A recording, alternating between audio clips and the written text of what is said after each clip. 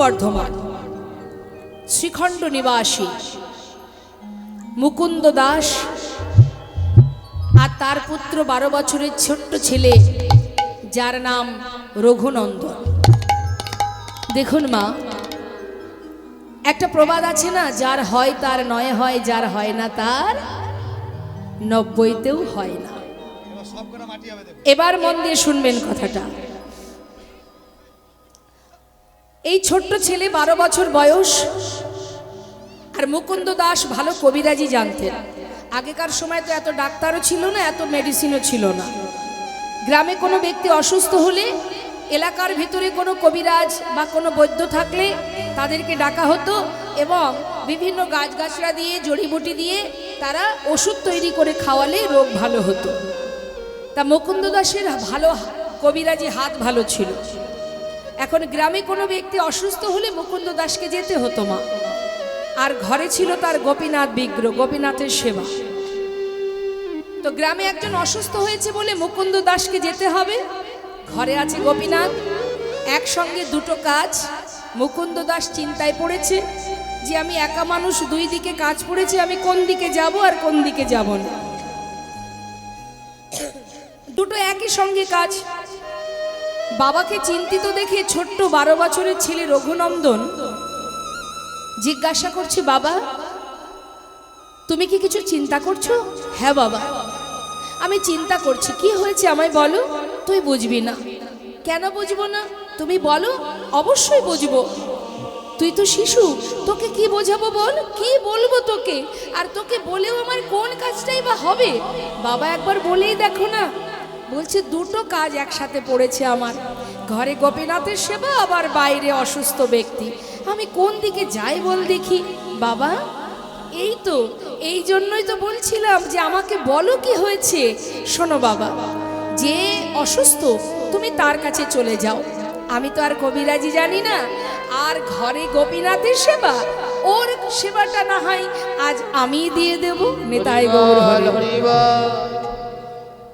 মুকুন্দ দাস মা কথাটা শুনে মৃদু মৃদু হাসছে। হাসবেই, বাচ্চা ছোট ছেলে, 12 বছরের সন্তান আপনাদেরও অনেকের ঘরে আছে। আরে তুই করবি কি করে সেবা? ভগবানের সেবা বললি তো আর সেবা হয় না, তার সেবা দিতে গেলে অনেক নিয়ম আছে। তুমি তো কিছু জানো না বাবা, অনেক মন্ত্র জানতে হয়, নিবেদন করতে হয়, সেবার পরে আবার আচমন মন্ত্র জানতে হয়। তুমি তো জানো না বাবা। আমি তোমার মতো মন্ত্র জানি না ঠিকই, কিন্তু বাবা আচ্ছা তুমি বলো তো, ভালোবেসে যদি ওকে আমি খাওয়াই, ও কি খাবে না? মুকুন্দ দাস ভাবছে সত্যি তো, সবার ঊর্ধ্বে হলো ভক্তি। ওমা আস্তে আস্তে,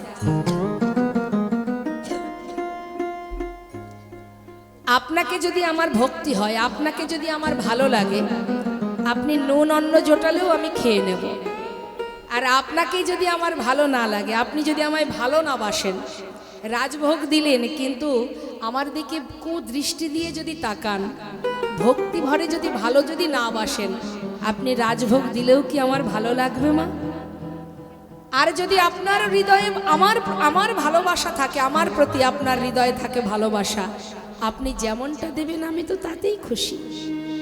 মুকুন্দ দাস কথাটা মনে মনে চিন্তা করলেন, আমার ছেলে মন্ত্র জানে না এটা ঠিক, কিন্তু ও যদি ভালোবেসে খাওয়ায়, আরে মন্ত্রের ঊর্ধ্বে কি? সবার ঊর্ধ্বে ভক্তি। ভক্তি ভরে যদি কেউ ভালোবাসে বা খেতে দেয়, তাতে আর মন্ত্রের কি বা প্রয়োজন? যাক, তুই আমার উপকার করলি বাবা। শোন, আজ আমি রান্নাও করিনি, তুই কোনো রকমে একটু রান্না করে আজ সেবাটা দিয়ে দে, আমি কালকে রান্না করে ভালো করে খাওয়াবো। ছোট্ট শিশু মা কখনো রান্নাও করেনি, 12 বছর বয়স। রান্নাঘরে গিয়ে দেখছে সব গোছানো, রান্না হয়নি। সমস্ত ব্যঞ্জন এক পাত্রে ঢেলে দিয়ে জাল ধরিয়েছে, জাল দিচ্ছে আর মুখে বিড়বিড় করে বলছে, ও গোপীনাথ, আজ বাবা ঘরে নেই, আজ আমি তোমার জন্য রান্না করছি। জানি না কেমন হবে, কোনোদিন তো রান্না করিনি, যাই হোক আজ একটু কষ্ট করে খেয়ে নেবে, কাল বাবা তোমাকে ভালো করে রান্না করে খাওয়াবে। একার মতো একা বকছে মা, কেন জানেন? সে জানে আমি যেমন বাবার সন্তান, ও তো আমার বাবার সন্তান। হরি বল, সে কিন্তু হরি বল। জানে না যে এটা বিগ্রহ পাথর, এটা সে জানে না। সে জানে আমার মতো সেও আমার বাবার সন্তান। আহা, কোন রকমে সিদ্ধ করেছে মা, সিদ্ধ করে পাত্রে ঢেলেছে, ঠাকুর ঘরে প্রবেশ করেছে, পাত্রটা রেখেছে। গোপীনাথ, ও গোপীনাথ, শোনো, আজ বাবা ঘরে নেই, আমি তোমার জন্য রান্না করেছি। জানি আজ ভালো হবে না, কি করব বলো? গ্রামে একজন অসুস্থ, বাবাকে তো যেতেই হবে। আজ একটু কষ্ট করে খেয়ে নাও কেমন? কাল বাবা ভালো করে রান্না করে খাওয়াবে, তাড়াতাড়ি চলে এসো। আসছে না। ওমা, আমরা কি করি? ভগবানের সেবা দিতে গেলে নিবেদন করে আমরা গ্রহণ করি, তাই না? আর ও জানে আমি যেমন বসে বসে খাই, তাকেও তো বসে বসে খাওয়াই বাবা। ডাকছে, গোপীনাথ, কি হলো? এসো, দাঁড়িয়ে আছো যে? আসছে না মা। আসছো না কেন? বাবা ঘরে নেই বলে আসবে না? হরি বল। কি মনে করেছো আজ বাবা নেই বলে আসবে না? শোনো, ভালো চাও চলে এসো। আমি অনেক কষ্ট করে কোনো দিন রান্না করিনি, আজ আমি তোমার দায়িত্ব নিয়েছি। তুমি না খেলে বাবা এসে আমায় বকবে। এসো না গোপীনাথ। হঠাৎ তাকিয়ে দেখছে হাতে বাঁশি। এবার বুঝেছি, বাঁশি থাকলে খাওয়া যায়। দাঁড়াও, হাত থেকে বাঁশিটা নামিয়ে দিয়েছে। দেখুন মা, কেমন সরল ভক্তি, শুদ্ধ ভক্তি। হরি বল, হরি বল। বাঁশি নামিয়ে বলছে, এই তো হাতটা ফাঁকা হয়ে গেছে, এবার এসো খেয়ে নাও। আসছে না, কি ব্যাপার? আসছো না কেন? আবার কি সমস্যা? চারিদিকে দেখছে। ও, দাঁড়াও দাঁড়াও, দরজাটা খোলা আছে। বাবা দেখেছি তোমাকে খাওয়াবার সময় দরজা বন্ধ করে দেয়। দাঁড়াও, দরজাটা বন্ধ করে দিই। আবার দরজাটা বন্ধ করে দিল। এবার তো এসো। গোপীনাথ, কখন থেকে ডাকছি, আহা, এসো না, এসে খেয়ে নাও। তুমি না খেলে বাবা আমায় বকবে। গোপীনাথ, ও গোপীনাথ, আসছে না মা। আসছো না কেন? কেন আসবে না? আমি এসেছি তাই, বাবা আসেনি বলে আসবে না? শোনো গোপীনাথ, আজ তোমার দায়িত্ব আমি নিয়েছি। ভালো চাও চলে এসো, না হলে না আমার বাবা যেমন না খেলে লাঠি দিয়ে মেরে মেরে খাওয়ায়। দাঁড়াও, ছুটে গিয়ে মন্দিরের বাইরে খুঁজে খুঁজে একটা লাঠি জোগাড় করেছে। লাঠি নিয়ে হাতে করে ঠাকুর ঘরে ঢুকে বলছে, দেখতে পাচ্ছ কে আছে? ভালো চাও চলে এসো, তা না হলে না এই লাঠি দিয়ে আমি তোমায় মেরে মেরে নিয়ে হরি আসবো। বল, হরি বল। ভগবান আর থাকতে পারছে না। মনে মনে চিন্তা করছে, প্রভু গো, প্রভু ভাবছে ভক্ত এতদিন এই ঘরে আছি, এমন করে লাঠির ভয় দেখিয়ে শাসন করে আমাকে কেউ কখনো খাওয়ায়নি। হরি বল। মন চাইছে কতক্ষণে তোমার কাছে ছুটে যাব। এত ভক্তি, এত ভালোবাসা আমি আগে কোনোদিন পাইনি। পাথর থেকে সচল মূর্তি ধারণ করলেন প্রভু। এক পা দু পা করে এসে পাতা আসনে বসেছে। পাশে দাঁড়িয়ে রঘুনন্দন মনে মনে ভাবছে, দেখেছো আগে তো আসছিল না, যেই না লাঠির ভয় দেখিয়েছি ভয় পেয়ে চলে এসেছে। খেয়ে নাও। জানো, আমি কোনোদিন রান্না করিনি গোপীনাথ, আজই করেছি, খেয়ে নাও। যেই না মুখে দিয়েছে, ভক্ত রঘুনন্দনে জিজ্ঞাসা করছে, মা গোপীনাথ কেমন হয়েছে? খুব সুন্দর। হরি বল, হরি বল। আমি তোমায় বোঝাতে পারবো না ভক্ত। ভক্ত যদি আমার জন্য রান্না করে সেটা খারাপ হবে কেমন করে? এত সুন্দর, এত সুস্বাদু, এ যে আমার কাছে অমৃত। আমি আগে কোনো দিন পাইনি। আমি তোমায় বলে বোঝাতে পারবো না গোপীনাথ, রঘুনন্দন।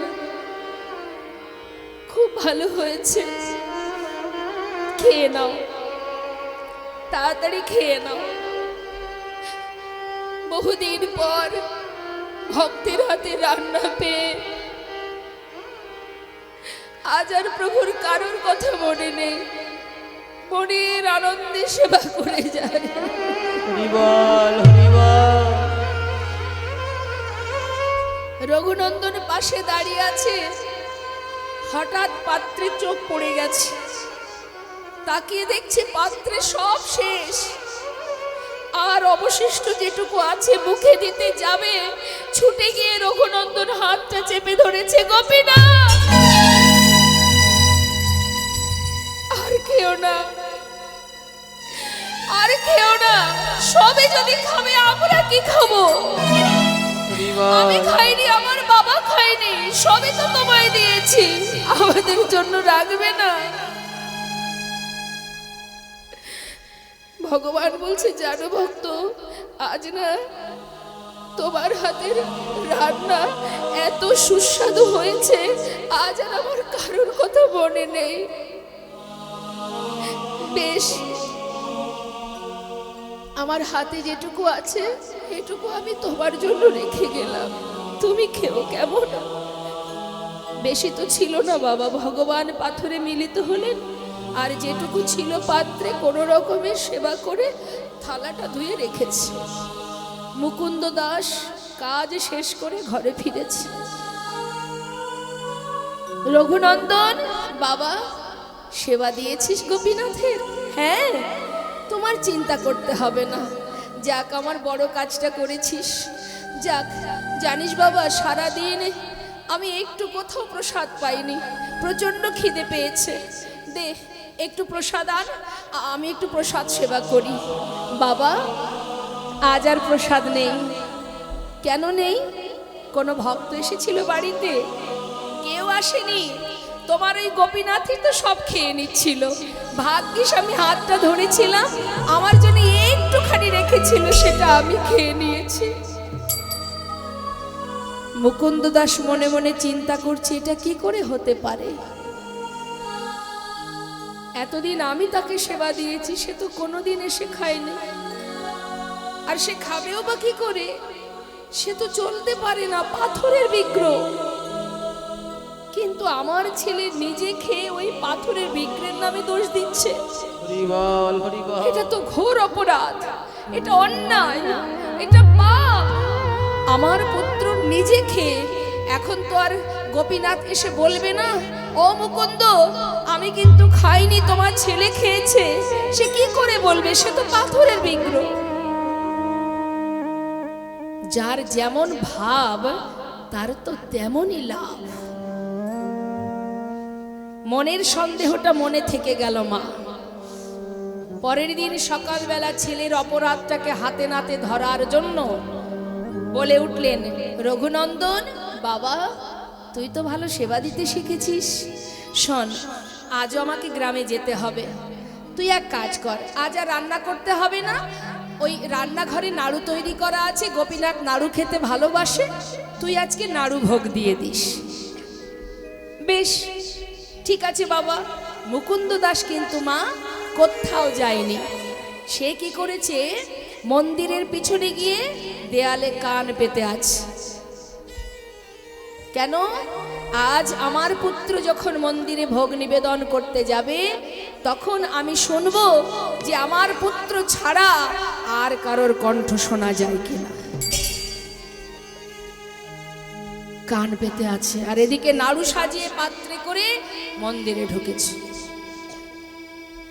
মন্দিরে ঢুকে ডাকছে, গোপীনাথ, ও গোপীনাথ, চিনতে পারছো আমায়? কাল এসেছিলাম, আজও এসেছি, আজ কিন্তু আর ডাকবো না, শিগগিরই চলে এসো।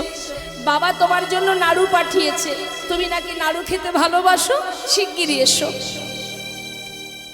ভগবান পাথরের বিগ্রহ থেকে সচল মূর্তি ধারণ করেছে মা। হরি বল, হরি বল। পাতা আসনে এসে বসে বলছে, ভক্ত আজ আর ডাকতে হবে না। এই জগতে কোনো জীব, কোনো ভক্ত যদি আমাকে ডাকার মতো একবার ডাকে, আর সেই ডাক যদি একবার আমার কানে পৌঁছে যায়, সারা জীবনে যদি কোনোদিন আমার ভক্ত আমাকে ভুলেও যায়, আমি কোনোদিন সেই ভক্তকে ভুলি না। নিতাই গৌর হরি বল, হরি বল। ডাকতে হবে না। এই দেখো আমি এসেছি, শিগগিরই খেয়ে নাও। আমার বাবা তোমার জন্য নাড়ু পাঠিয়েছে, খেয়ে নাও।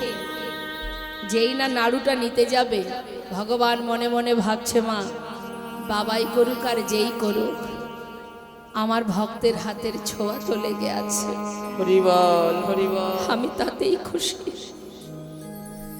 অর্ধেকটা খেয়েছে মা। পাশে রঘুনন্দন মনে মনে চিন্তা করছে, কালকের মতো দাঁড়িয়ে থাকবো, আজও যদি একটু একটু করে সব খেয়ে নেয়, আজ আর তা হতে দেব না। আজ ও খাবে, আমিও খাবো। এই ভেবে সে একটা নাড়ু পাত্র থেকে তুলে নিয়েছে, তুলে নিয়ে অর্ধেকটা খেয়েছে। অর্ধেকটা খাওয়ার পর যেই না ভালো লেগেছে, আর বাকি অর্ধেক এঁঠো নাড়ুটা গোপীনাথের মুখের কাছে ধরেছে। হরি বল, হরি বল। খেয়ে দেখো গোপীনাথ, আমার বাবা করেছে তোমার জন্য, কত সুস্বাদু, কত সুন্দর হয়েছে, খেয়ে দেখো। ভগবান নয়নের জলে মুখ ভাসিয়ে কাঁদছে ভক্ত। কত ভালোবাসলে তবে নিজের মুখের উচ্ছিষ্ট আমার মুখে তুলে দিতে পারো। ভগবানের চোখে জলে দেখে ছোট্ট রঘুনন্দন জিজ্ঞাসা করছে, গোপীনাথ আমার মুখের এঁঠো নাড়ুটা তোমায় দিয়েছি, তাই তুমি কাঁদছো? আসলে কি জানো, আমার তো ভালো লেগেছে, আমি তাই তোমায় দিচ্ছিলাম, আর দেব না। না না, আমি সেজন্য কাঁদছি না। আমি কাঁদছি কেন জানো? আচ্ছা রঘুনন্দন, তুমি যদি তোমার এঁঠো নাড়ুটা আমাকে খাওয়াতে পারো, তবে কি আমি আমার এই প্রসাদী নাড়ুটা তোমাকে খাওয়াতে পারি? বেশ তো, তাহলে এসো, তুমি আমাকে খাইয়ে দাও আর আমি তোমাকে খাইয়ে দিই। ভগবান তার প্রসাদী নাড়ু ভক্তের বদলে তুলে দিচ্ছে, আর ভক্ত তার এঁঠো নাড়ু ভগবানের বদলে তুলে দিচ্ছে। ভক্ত ভগবানের হরি বল, হরি বল, নিতাই গৌর হরি বল।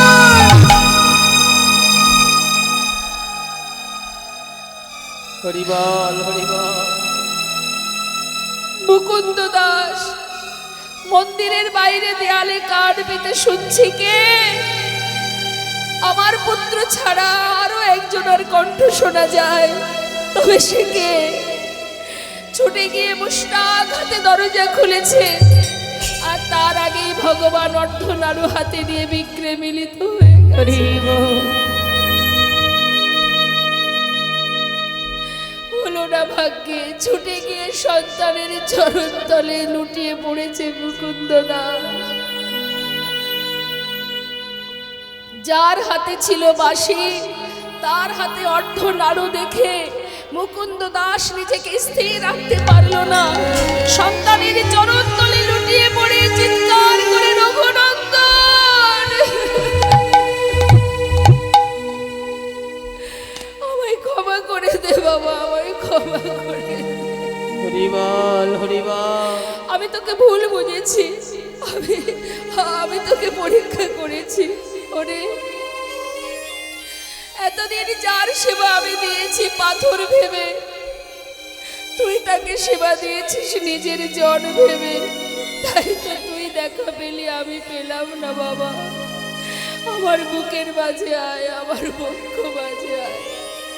সন্তানকে বুকের মধ্যে জড়িয়ে ধরে কাঁদছে আর বলছে, জানিস এতদিনের সেবা আমার অযোগ্য হয়ে গেছে, এতদিনের সেবা প্রভু কোনোদিন গ্রহণ করেননি। আয় বাবা, তোকে কাছে পেয়ে বুকে জড়িয়ে আমার অযোগ্য দেহ আমি যোগ্য করি। এতদিনে রজক দেহ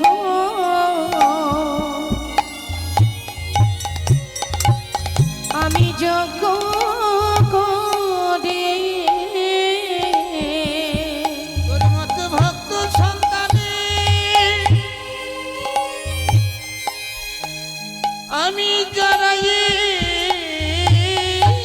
ধরি এতদিনে রজক দেহ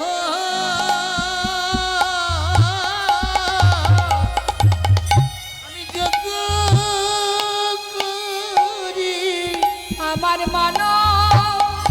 জন আমি ধন্য করি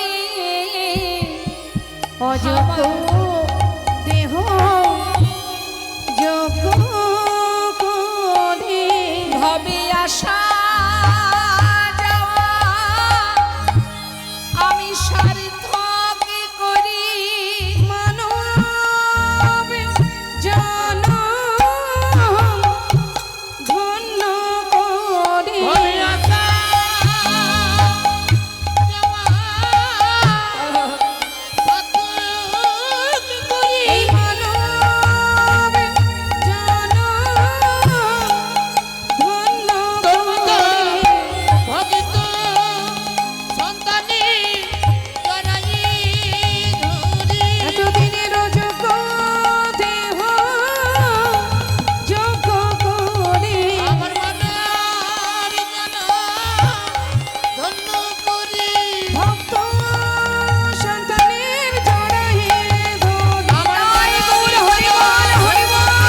ভক্ত সন্তানের জড়ায়ে ধরি আমার মনের জন ধন্য করি এতদিনে রজক দেহ যোগ্য করে শাস্ত্রে বললেন অদ্যাপি শ্রী খণ্ডপুরে অর্ধনারু আছে করে দেখেন যত ভাগ্যবান জনে শ্রী রঘুনন্দনে যে অভিন্ন মদন সে উদ্ধব দাস রসভনে। ভাগ্যে থাকলে দর্শন করে আসবেন মা, বেশি দূর নয়, বর্ধমান জেলায়। তাই আজ কাটোয়াতে